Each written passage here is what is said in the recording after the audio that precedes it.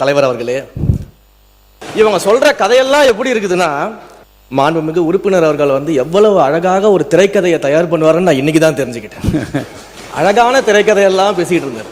அதுவும் விவசாயிகள் மகிழ்ச்சியாக வாழ்ந்தார்கள் 5 ஆண்டுகளில் போற போக்கில் ஒரு திரைக்கதை வசனம் ஒன்று சொன்னார். போன ஆட்சியிலாம் நீங்கள் பார்த்தீங்கன்னா பல இடங்களில் விவசாயிகள் வந்து 309 கோடிக்கு வந்து நீங்கள் நெல் சேமிப்பு கிடங்குகள் அமைப்பீங்கன்னு சொன்னீங்களே, என்ன ஆச்சுன்னு பல இடங்களில் கேட்டுக்கிட்டு இருந்தாங்க. தஞ்சாவூர்லேயே அண்ணங்கிட்டலாம் கேட்டிருப்பாங்கன்னு நினைக்கிறேன். அப்போ அதெல்லாம் என்ன ஆச்சுன்றதை பற்றி சொல்லலை. வாகன போக்குவரத்து இருக்கு பார்த்தீங்களா, அந்த கொள்முதல் செய்துவிட்டு வாகன போக்குவரத்து செய்யக்கூடிய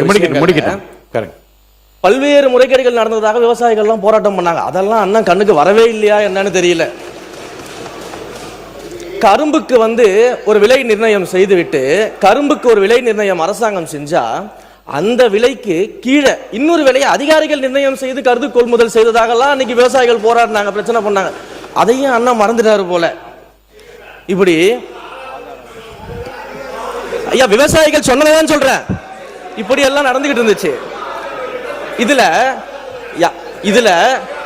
இதுல அண்ணா வந்து அழகா சொன்னார், யார் யாரெல்லாம் விவசாயிகள்னு சொன்னாரு. அதுல ஒரு முக்கியமான விவசாயி அண்ணன் மறந்துட்டாரு.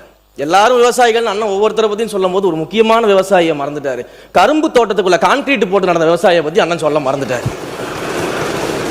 அப்ப இவங்க சொல்ற கதையெல்லாம் எப்படி இருக்குதுன்னா, சர்க்கரையை எறும்பு தின்னுருச்சு, சாக்க கரையான் தின்றுச்சுன்னு சொல்ற மாதிரி இருக்குது ஒரு கதையெல்லாம்.